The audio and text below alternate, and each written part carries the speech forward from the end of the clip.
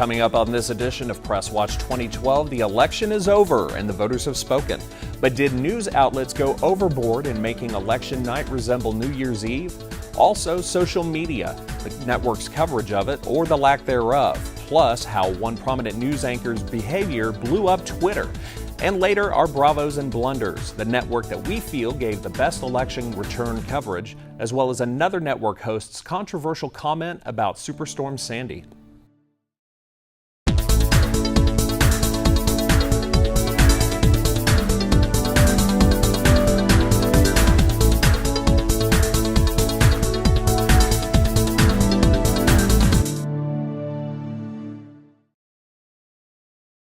Welcome to Press Watch 2012. I'm Zach Jacobs. Press Watch is a production of the Mass Communications Department here at Oklahoma City University, and it's made possible by the Ethics and Excellence in Journalism Foundation. We're looking at national news media coverage of the 2012 presidential campaign and the news in light of ethical guidelines within the professional journalism community. And to do that, we have our guests today. First of all, Kate Houston, who is an assistant professor of political science here at OCU, and Rachel Morse, who is a mass communications major also here at OCU. Ladies, thank you for joining us today. Thank you. Election night has come and gone, to the chagrin of some and to the relief of a lot of other folks. But with the coverage, there was plenty of material out there for the media to cover this year and within the past couple of years with primaries and whatnot. But it seems that at least on election night, the coverage took less of a news presentation tone than it has in other years. We've got a video to show you all, and we'd like to roll it and get your opinions after it. Now take a close look at the very top, the mast. It will be following CNN's official electoral count. So as we make projections, those red and blue columns will rise throughout the night. From NBC News, Decision 2012, Election Night. Live from Democracy Plaza, here's Brian Williams. Barack Obama was a state senator in Illinois. Now he is a re-elected president of the United States. A very different campaign from 4 years ago. 4 years ago, he rode a wave into office. Interesting coverage there again. It makes it seem more like this is almost New Year's Eve than maybe election night with the celebratory atmosphere that we see from folks that were celebrating the re-election and even leading up to it. Rachel, I'd like to start off with your thoughts on the opulence of this whole event. Well, it kind of takes over what's going on because, when I was watching it kind of from where I was working that night, you would see like the big countdown to the event, and then you would see, the Empire State Building, and everyone's oohing and eyeing, and it really is taking, I almost feel like it's dumbing down the nation to the point where everything has to be spectacular for us to pay attention. And it was like that with the debates too. It was like a big night with everybody tweeting and everybody watching the Empire State Building to see if it was going to turn like blue or red. And you might as well have just had green up there and be like, it's almost Christmas.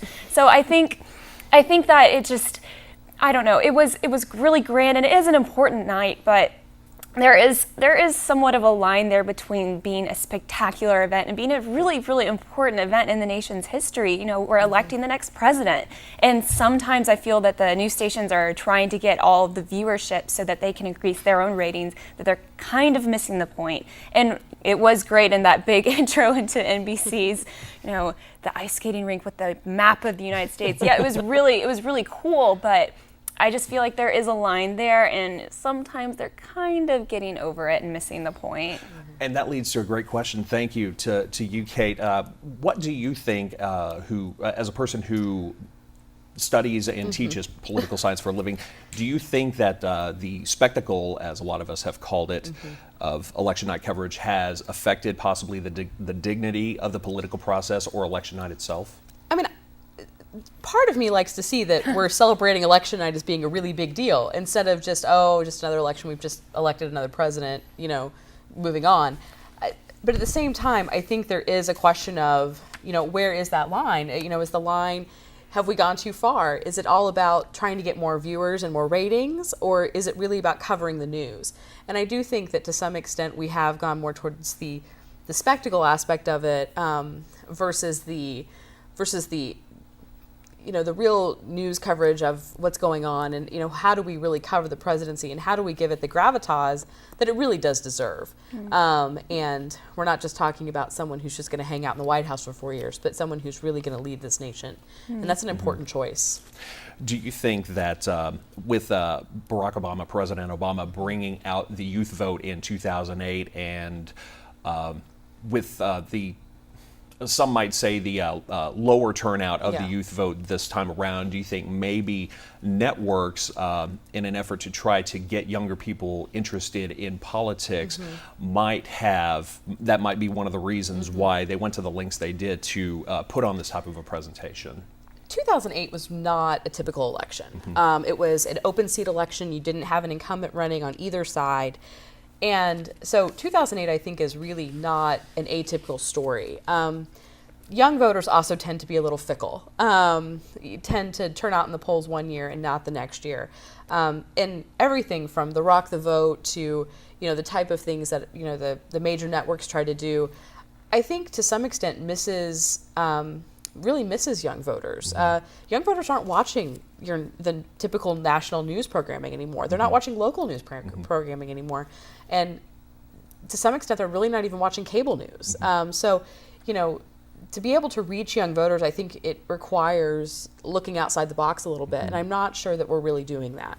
And from a mass communications perspective, what's your take on that? Well, I think I absolutely agree with Kate on this. I think that they were trying to reach a younger audience with all of this display, but the truth is that most of the younger audience is not going to be sitting down watching it. It's not like the Macy's Day Parade where it's a kind of a thing that you do every year. This is something that's kind of new and bringing the presidential election up to this new level. But I think most of the young voters, they're going to be on their phones, tweeting and looking at what people's tweets are, and he just got this state. Okay, I'm going to hashtag this. That's where they are. They're online. They're not watching the TV. And we'll talk about social media coming up in our next block. But as far as the presentation, it segues next into our next topic about what some of the networks did, because crawls, bugs, all sorts of graphics all over the screen. You're going to find that on any network that you go to. We're going to talk about two different ways that networks presented information on the screen with state votes coming in and whatnot. I got a clip here from Fox News, and we'll just take a look at that. Anything overrode that, and again, that's because there were pictures. Now you see some of this information that's listed on the screen, regardless of who's talking on the screen. But with that, what's your first thought that you see? Besides Bill O'Reilly, what's your first thought that you see as far as the graphics and the things on the screen that Fox presented? That actually, to me, seems like a little bit less than the channel I was watching on election night, which had a whole side panel as well. So I think to some extent you are trying to broadcast as much information simultaneously as you possibly can. We do know that there are a number of polls that come in, and we know automatically that those particular states are going to go one way or the other. So you are trying to get that out. The tickers at the bottom don't tend to bother me, but it is, to some extent, once you start going up the sides and taking over the top of the screen as well, it does get to the point to be overwhelming.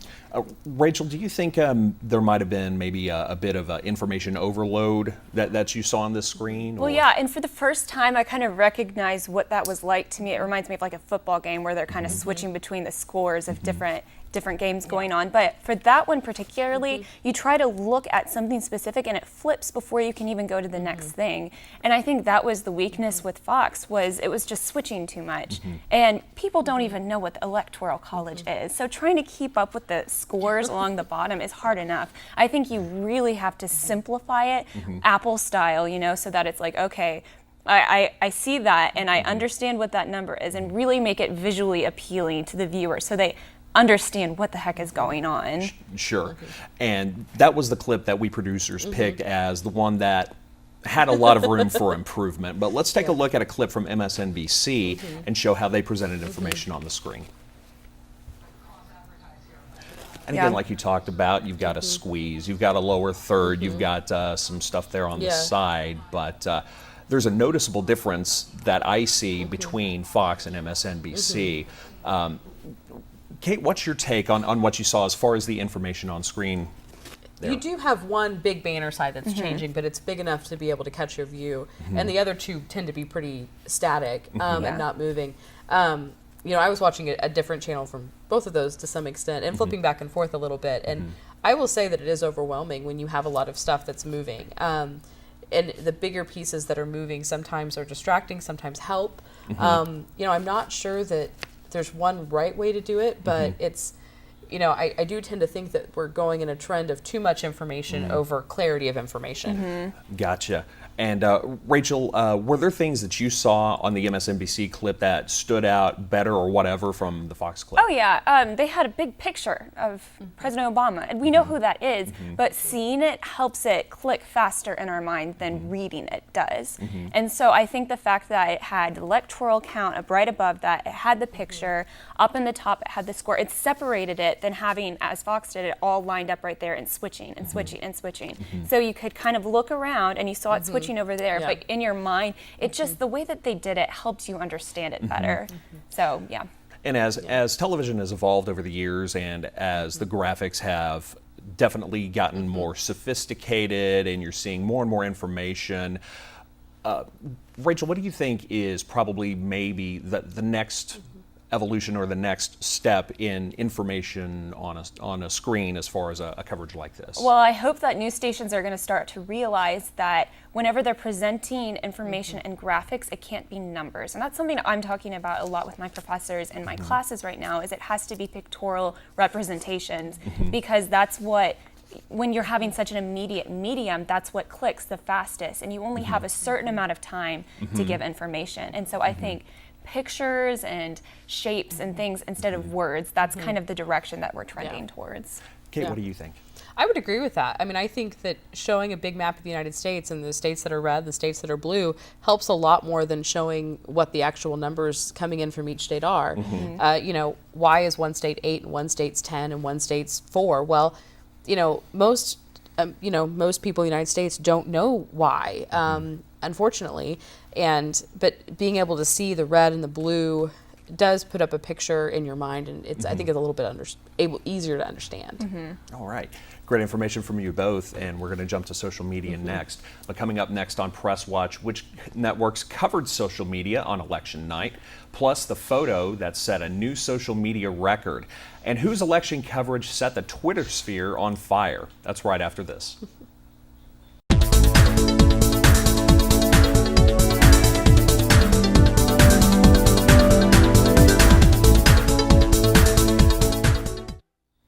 Welcome back to Press Watch 2012, where we're looking at the national news media and ethics and how it all works during this presidential election. Still with us are Professor Kate Houston, Assistant Professor of Political Science here at OCU, and Rachel Morris, a Mass Communications student here at OCU. Social media is this block's topic, and we've seen a lot of social media coverage by the networks in the conventions and in the debates especially, but not nearly as much in the general election. We see that through our research, ABC was the only network that really tried to reach to a different audience using social networking. We've got a video of an online stream that they showed on election night. Let's take a look. We're also going to be watching very closely social media tonight. The debates were huge social media events, and Phoebe Connolly, who's a senior editor over at Yahoo News, covers the entire internet for us on these live streams. Phoebe, what are you looking for tonight? Well, I like to think that I pay attention to the vibes of the internet. That's actually what I'm doing out there. We are looking to see what the volume is going to be around social media this evening. So as you mentioned at the debates, the most tweeted political event in U.S. history, not that Twitter's been around that long, was the first presidential debate with 10 million tweets. And as I said before, this was the only real social media coverage that we saw anywhere. Professor Houston, what's your take on what you saw there? You know, it's interesting. Social media, to some extent, I think on a night like election night and the debates, I think is really more response rather than driving content. And so I'm not sure that the relationship that we see between social media and what's going on out, you know, in terms of what's going on in the election night, that there's a real strong relationship, because I really do think it's response. in terms of, the debates in particular, I did notice a lot of the scroller at the bottom having quotes from Twitter and Facebook and comments that people were making, and I actually found those distracting. Partly that goes back to our previous segment when we talked about what was going on the screen, but I found myself reading the comments rather than listening to the commentary. And I think that to some extent, again, it's not really driving what people are really talking about. It's just response.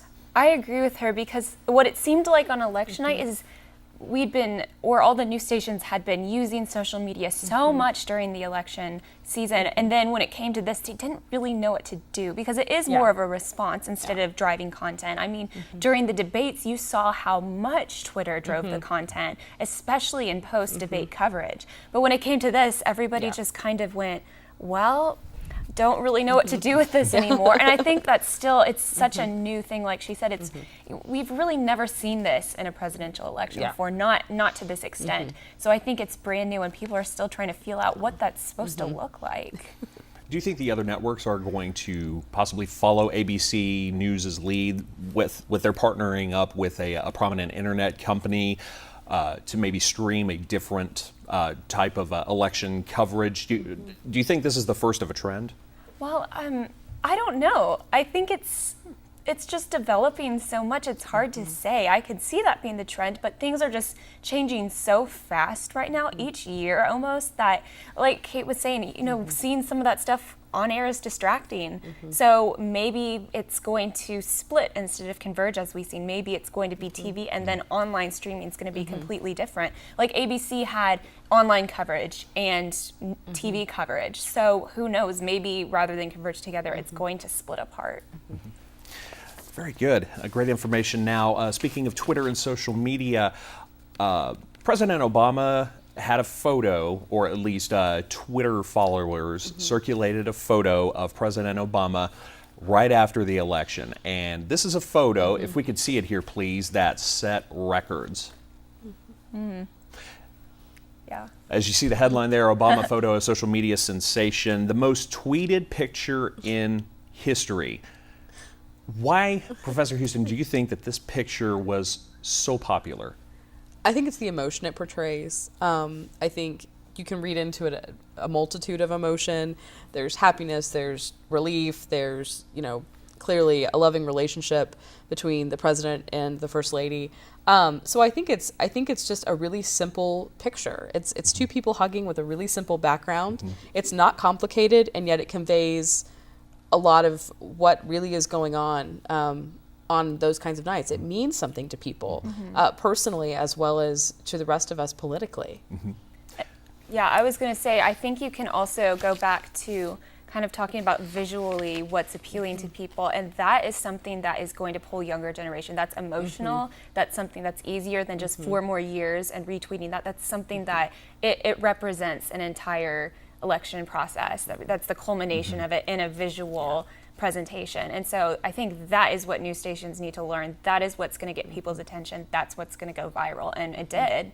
And it's something that people can get behind. It definitely did. And speaking of Twitter, there was something else that was popular on social media after election night, and it was Diane Sawyer's delivery of election results. Now, this clip that we're going to show you has a bit of her regular reporting on ABC World News, and then it's followed by some election night footage. Let's take a look. Further up to 630 miles of battered coastline, and that's in New York and New Jersey alone. We go to Hoboken, New Jersey. And we know that the governor also has Lucky Milkshake. We've been spending a lot of time with these two candidates. And we're really up close and personal, David. And of course, it's been long work days for people out west as they head in, some of them tugging their children along. But we have a projection to make without our music. We need our music. Many of you are tweeting us, and I love precision tweeting, precision social media. Let's go back over to our headquarters and Katie Kurtz. That's right, and she has run so hard, so long, with so much money. I see you chuckling. Professor, what's your first take on seeing this video? I actually, it's the first time I've seen it. I'd heard about it, but it's the first time I've seen it. my first reaction is that it goes back to kind of this atmosphere that the media is trying to create, that news channels are trying to create. That it's not as serious. We're not going to be talking about the serious stuff. It's fun. It's party. It's interesting. Partly, and then secondly, that for the media, and particularly for the news anchors who've been covering this essentially since the day following the election 4 years ago in 2008. It's a bit of a relief. It's a bit of an end, and they've been working long hours and are tired, and you kind of get a little punchy after a while, and it makes me wonder, if that's what kind of was going on too. And Rachel, what is your take on this as a mass communications student? Do you think that this the difference in her performance creates any sort of credibility issue for her or for ABC, the network? Unfortunately, yeah. You look everywhere. You could just Google search it or YouTube search it, and it says Diane Sawyer drunk, Diane Sawyer smashed. And so if you're going to have fun with it, if that's what it was, if she was just tired, I mean, to kind of be careful, because you can come off looking like you threw a couple back before you went on air. And to me, when I saw it, that's sure what it looked like. It looked like she was not performing without something else kind of loosening her up. And credibility-wise, you can be fun and you can enjoy your newscast, especially in a night like this, but I don't know, that to me was just kind of, I mean, I still admire Diane Sawyer, and I haven't lost respect for her. And I'm keeping it open. I'm not going to say whether she was or wasn't until, somebody comes out and says something, but it did seem like something was up besides just being tired.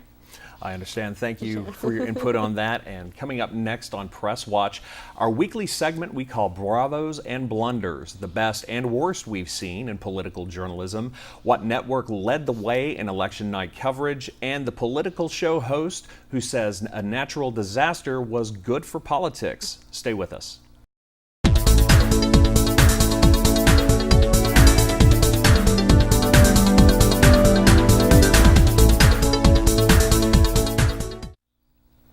Welcome back to Press Watch 2012. It's time now for Press Watch's Bravos and Blunders, examples of the best and worst we've seen in journalism recently.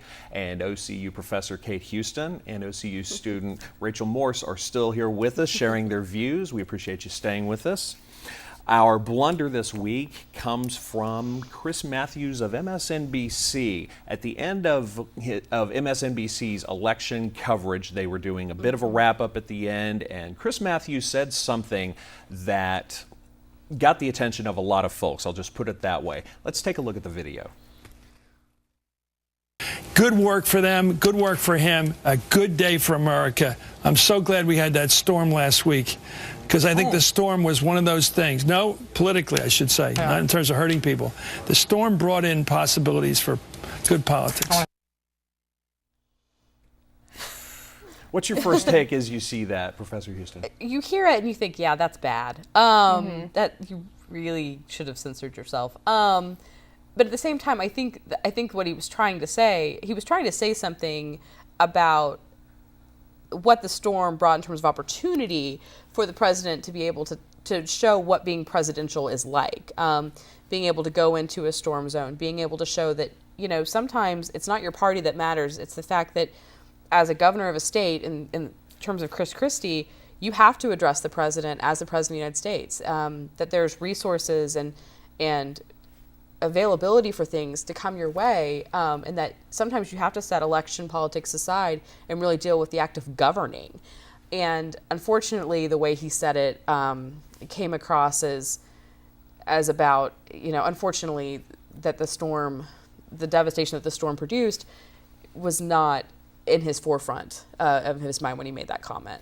And he made an apology as such the very next day on Hardball, his show. The first 2 minutes he devoted entirely to an apology. Rachel, as a mass communications student, what is your take on the apology? Maybe too little, too late, or what's your take? Oh, no, I thought it was great. Absolutely. You have to do that, especially if you say something like that.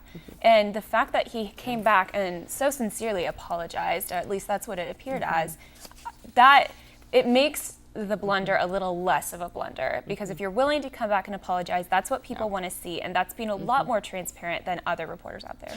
And we talked last block about credibility. Do you think this is a credibility issue for Chris Matthews or for the network? I don't think so. Chris Matthews is known for saying what he thinks when he thinks it. And, that's really the difference, I think, between political commentators and, to some extent, the type of journalist we're talking about when we talk about Diane Sawyer. And not that Chris Matthews doesn't do the type of job that he should, but he's a commentator. He's making commentary and about what's going on. So I think there's a distinguishable difference between what we saw from Diane Sawyer and what we saw from Chris Matthews. And at the same time, though, I think when it comes to credibility with someone, there's another way to say it. There's a way to say President Obama stepped up in this situation, and Hurricane Sandy was a devastation, but the way that he demonstrated himself during this time, that was the best thing that could have happened in that situation. If he had said that, credibility-wise for me, and for a lot of other viewers, I think that would have even stepped him up and made him, you don't have to be partisan in that, because it's true, that was very true, and that was a great display. But saying that, I'm so glad Hurricane Sandy happened, to me that does kind of, it makes you kind of be turned off by him. And so if there was a better way to have phrased that, it could have almost increased his credibility than the way that he said it. Let's talk about something positive that we saw from our coverage of election night. We've got a video here of a CNN and the way that they called the election and ran information. Let's get the video to roll, please. As you see here, we've got information on the bottom, but it's not like it's overloaded. You see a nice even flow of the change of information. It doesn't go too fast, it doesn't go too slow, and it shows a definite winner on the other side there. Nice medium pace of graphics. And one thing about CNN is that they were not first in calling a state or a national race, but they were not the last. And it seems to me to be a general trend as of late. Rachel, what do you think made CNN stand out besides what we discussed as far as election night coverage? Well, like you said, they were making sure before they defined something as winner or a projection. I think that was really good. I liked the even pace. Sometimes I think as a news network, it's good to be in the middle sometimes with something like this, because there's so much risk involved by calling something wrong and then having such negative feedback afterwards. And CNN this past summer called the Supreme Court ruling on the healthcare bill wrong the first time. And so this, I think, was them kind of backtracking and making sure, okay, we want to be correct every step of the way. Sure. Professor Houston? There's a benefit to being first, but there's also a benefit to being right. And you lose your credibility if you're first but wrong.